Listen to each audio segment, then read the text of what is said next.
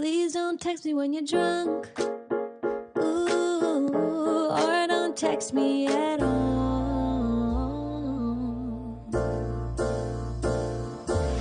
The world in which you seek to undo the mistakes that you make is different from the world where the mistakes were made. You're now at the crossing, and you want to choose, but there is no choosing. There's only accepting. The choosing was done a long time ago. A man would give entire nations to lift grief off his heart, and yet you cannot buy anything with grief, because grief is worthless. Kill yourself now. You should kill yourself now. And your life is for now. You should kill yourself now. This movie is bananas, guys. It is so crazy to me that this film exists to begin with. I mean, Ridley Scott, we all know he's had some duds, but he's also made more really, really good movies than like 99.9% of the world's other directors.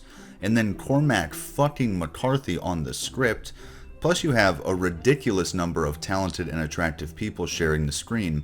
Like, on paper, this should have been another No Country for Old Men, a slam dunk that absolutely slaughtered at the Oscars. But it did not do that, because it's not an amazing movie. And I am not the first guy here in the world to come to that conclusion, but I do disagree with some of the more specific positions held by a lot of the film's critics, even if we arrive at similar opinions generally. So I think it's worth digging into in that schizophrenic style you've all come to expect. So let's summarize the film briefly, and there will be rampant spoilers from this point on, so if you care, then goodbye, and I love you. The titular character here, known to us only as, that's right, the counselor, played by fucking Magneto, is a smart, charming, delusional, and shitty guy with a hot girlfriend. Scratch that, hot fiance. And all we really know about the fiance is that she's a sweet, honest, mostly innocent Catholic, and she is the only person that's even remotely non-shitty in the entire film. The counselor has been involved in the crime world for some time by the time the film starts, both as the legal representative for a high-ranking cartel mommy and the business partner of shady club owners and drug runners. Javier Bardem, which most viewers will immediately recognize as Grumpy Coin Man, Call it. plays the fun-loving club owner and money launderer who is Counselor's closest confidant, while his new girlfriend Cameron Diaz, in the least surprising twist in cinema history, plays the fucking bad guy. Well, there's a lot of bad guys, but she's like the key mastermind one, and I don't think that reveal is meant to be surprising. To be clear, it's just kind of funny. Anyway, Counselor has been thinking he needs a major influx of cash to fund his new business ventures and upcoming wedding costs, so he decides to take a brief active role in a massive drug smuggling operation in exchange for a 7-figure payout. This brings him to several discussions with Brad Pitt in a cowboy hat, a fellow drug runner who warns Counselor he should probably back out while he can. Counselor does not. Anyway, remember that cartel mommy we mentioned earlier?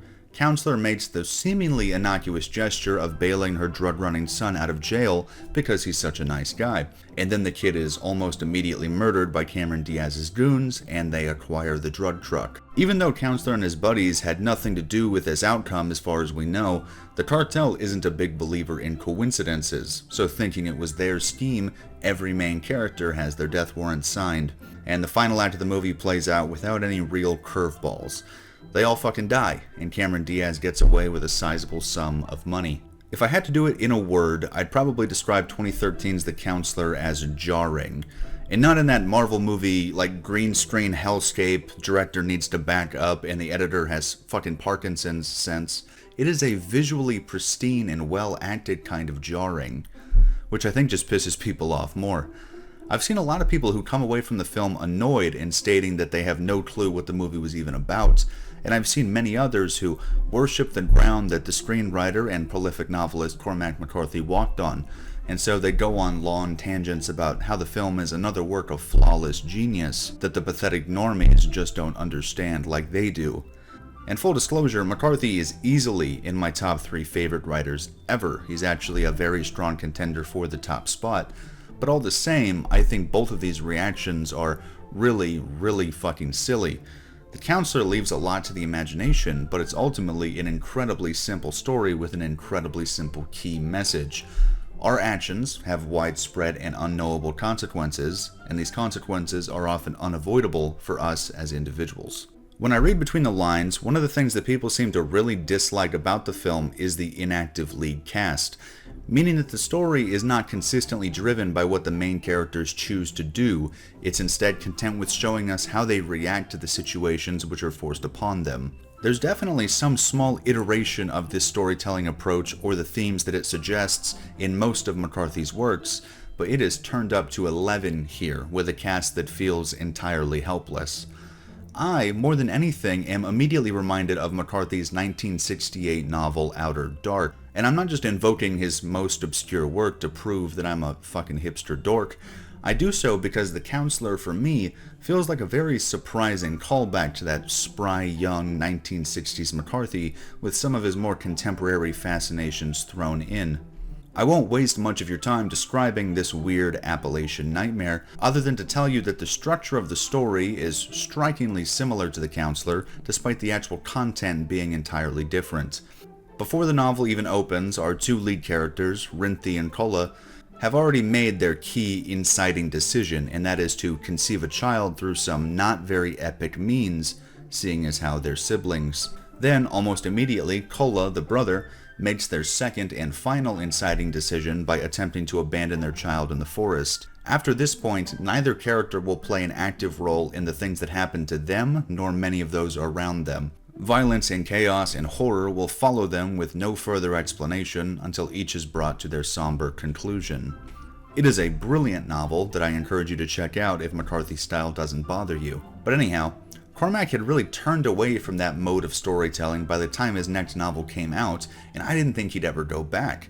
As a guy who always kind of felt like Outer Dark was underappreciated, I thought that was unfortunate, but it also gave the novel a very unique feel amongst its peers. So The Counselor is like if you took that simple, fundamental story arc of people making poor choices and suffering unforeseeable consequences, but you stripped away the cool, otherworldly setting and characters, really fucked up the pacing, and forced the audience to spend way too much time watching the boring exploits of unlikable people. It retains a few of the things that make McCarthy's works so artistically solid, and again, is better than a lot of critics gave it credit for after their first watch, but I'm also not all that surprised that so many people come away from this feeling nothing, or for some people, feeling like the film told them to go fuck themselves. And now, before we look at those key issues one by one, I do think it's worth quickly making mention of that eternal struggle for objectivity within critique. I saw this movie for the first time this year, 2023, but I've been a fucking McCarthy mega simp for around a decade. Up until The Passenger and Stella Maris were released late last year, I had read every one of his novels, several of them more than once, read one of his plays, two of his short stories, and had seen the movies that were adapted from his work. I am much more familiar with McCarthy's style and more comfortable with his somewhat obtuse habits than the average viewer of this movie would be. Like, the film's opening is this incredibly drawn-out, dirty talk sequence between the lead couple. It goes on for like 6 minutes, and it's fucking obnoxious, and I dislike it, even if it does do the job of establishing the characters.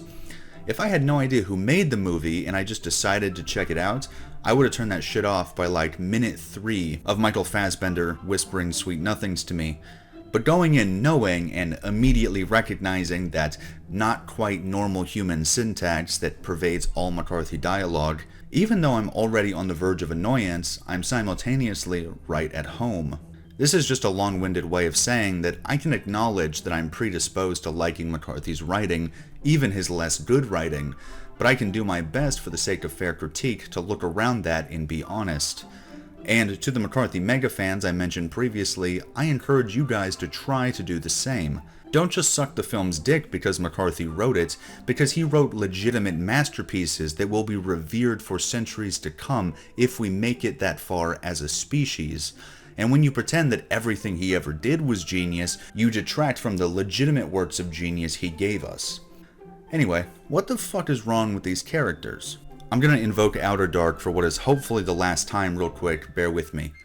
Rinthi and Kola, the main characters, are not remotely interesting in and of themselves, and that's sort of by design. They're marred by their sin in service to the themes, but really they're blank slates through which we get an objective view of Outer Dark's fascinating setting and the batshit insane supporting characters. In a similar vein, the counselor doesn't build characters that you want to root for, and that's totally fine and by design as well, I would imagine. But more than that, you don't even really want to look at them by a certain point. Like, you might as well just go watch people at the train station. You'll feel the same level of investment in them because they'll give you about the same level of characterization worth investing in. Even Laura, the fiancée, who is rather likable and perhaps the only character you'll be sad to see go, is likable in a very one-dimensional way. Why it's a problem here and it wasn't in Outer Dark is because the supporting cast here is given no personality either. They're either scumbag-ass businessman types with one mode, or they're angry Mexican murderers. Or they're Jefe, who did that speech from the intro and was phenomenal, but that is his only scene and really the only mention of him as a character. And the actors did a really fine job across the board, to be clear. Michael Fassbender is very convincing as both an arrogant prick and a sad, broken prick. Cameron Diaz was really acting her fucking heart out in a role that was just weird and really could have used some revision, but people kind of dogged on her performance when it seems like the character's flaws are really not her fault at all. And everyone else did great too. Like I said, it's a talented and charming cast. It just feels like they're not playing people so much as thematic touchstones that McCarthy is using to convey a point, which is great for like a short story, but less great for a film this long. Moving on, with the film being so deeply mired in the logistics of human depravity, it is perhaps unsurprising that it is strongly influenced by the Russians. One Russian in particular, Anton Chekhov. The counselor can really be divided into two main portions. The first, where they do nothing but show you Chekhov's wide and varied collection of firearms, and the second, where all of them go off in a ridiculous haze. The titular character spends like 90 minutes walking through a sea of red flags that we as the audience know foreshadow horrific outcomes. They'll discuss assassination devices, that'll come up later, snuff films, that'll also come up later, and the inescapability of a life of crime, yep, that'll be all over, just to name a few things. The film does more than just tell you actions have consequences. It quite literally explains what exactly the consequences will be and then it enacts them. It's actually a strange kind of funny. So for the life of me, I cannot figure out where all the claims about the film being confusing really come from. Jarring, I get 100%, but confusing is not a word that feels appropriate. But what might they be talking about? Well, a lot of random fucking nonsense happens, and when it involves established characters, I think people are just bewildered and they kinda don't care about these characters because they suck. Unestablished characters also involve themselves in the plot for brief stretches, create problems, and then leave. This actually happens several times, and it's a major part of how the story flows.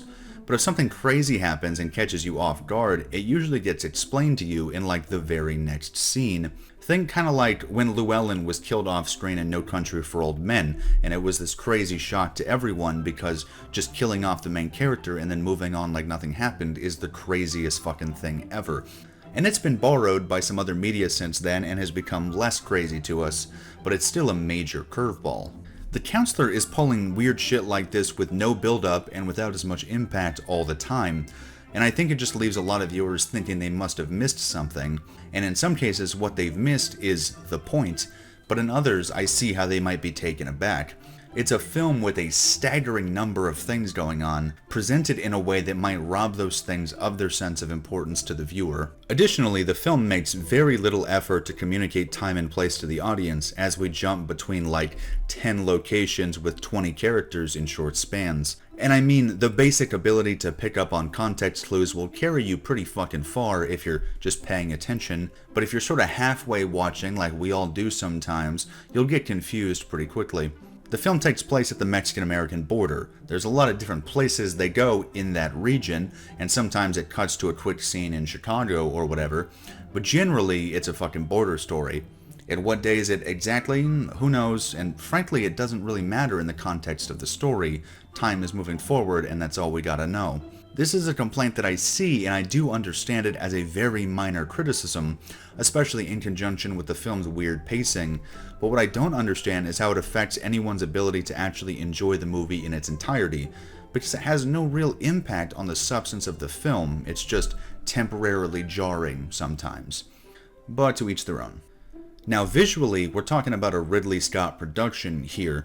Even when he makes a movie that maybe doesn't have the best story and characters ever, it's more or less guaranteed to be expertly captured and presented, and The Counselor is no exception. I think bar none, the most common sentiment expressed about the film by critics is that the tone doesn't match the presentation, like there's a conflict going on between McCarthy's writing and Scott's directing, and to a small extent I see what they mean, like particularly when we get to the point in the film that everyone is being hunted, kidnapped, and fucking murdered, we maybe could have stripped back the visuals a little bit. Generally though, for most of the film, I don't see what they're on about. McCarthy wrote a story about the exploits of rich, privileged criminals with all the excess that they enjoy and the places they circle, with occasional glimpses into the darker underside that supports such lifestyles. And I personally feel like the film captured that rather well. Now, there are scenes that I don't like and think were off, just like in many films, but in general, I think people might be hearing McCarthy's dialogue and associating it with his other works or the works of his rather subdued inspirations and concluding that the film needed to be those. But I think the film is what it's supposed to be, despite many flaws. In summation, The Counselor ultimately is a janky film about people rejecting reality and refusing to change. Moral and philosophical growth are not on the menu. Characters may regret their choices, but they rarely live long enough after the fact to reflect on what they should have done better. It has brilliant, emotional performances that signify nothing at all, other than morally bad people experiencing the consequences of their actions, or one morally good person suffering for the sins of others. I certainly don't hate it, but I certainly do not love it either. And before we go, I covered this in a little post from the channel and this video's description, but the film's renowned screenwriter Cormac McCarthy did pass away from natural causes on June 13th this year, when this video was in the middle of development. And this portion right now is not scripted, so please bear with me through my autism. I've edited out some very minor things in order to be a little more respectful to him and his contributions to the world at this time, but really it was nothing that would actually be missed. Like I mentioned earlier, I'm a huge fucking pseudo-intellectual Cormac McCarthy fan, and I admire him and his legacy deeply. So, rest in peace, Cormac, and of course, my condolences to his loved ones. Anyway, more shit posting and garbage coming soon, so I'll talk to you guys later.